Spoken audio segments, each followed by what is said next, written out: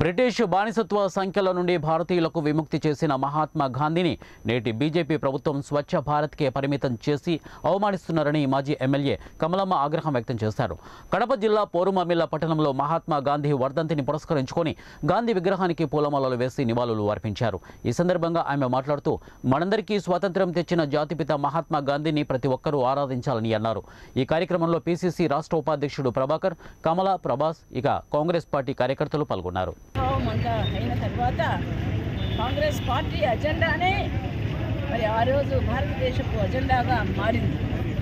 భారతదేశపు కాంగ్రెస్ పార్టీ హయాంలోనే భారతదేశపు రాజ్యాంగము మరి ముఖ్యంగా మోహన్ దాస్ కరమ్చంద్ గాంధీ గారి మరి కనుసన్నల్లో కూడా జరిగిందని కూడా మనం ఈరోజు చెప్పుకోవాల్సిన పరిస్థితి.